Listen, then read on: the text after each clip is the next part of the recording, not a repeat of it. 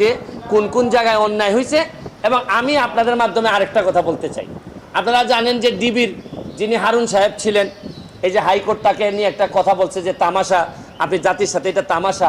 এরপরে কিন্তু সরকারের একটি, আমার কাছে মনে হচ্ছে এটি ভালো দিক, যে পরের দিনই কিন্তু তাকে এখান থেকে সরাই দেওয়া হয়েছে।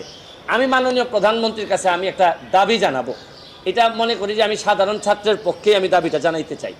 এইটা হচ্ছে গিয়ে যে এই প্রক্রিয়ায় হারুন সাহেবকে যেভাবে সরাই দেওয়া হয়েছে, এই প্রশাসনে মন্ত্রী থেকে শুরু করে এবং দলের নেতারা যারা এই কাজের সাথে ব্যর্থতার পরিচয় দিচ্ছেন, আমি দাবি জানাবো যে তাদেরকেও যদি এই জায়গাগুলো থেকে সরাই দেন, তাহলে আমার মনে হয় ছাত্রদের জন্য আরেকটি শান্তির বিষয় হবে। আমরা তো এই জীবনগুলো ফিরাই আনতে পারবো না, যে জীবনগুলো মারা গেছে, অন্তত তাদের আত্মার শান্তির জন্য আমরা যে সব জায়গায় এই ব্যর্থতা আছে, এই মানুষগুলার যদি আমরা সরাই দেই, তাহলে আমি মনে করি দল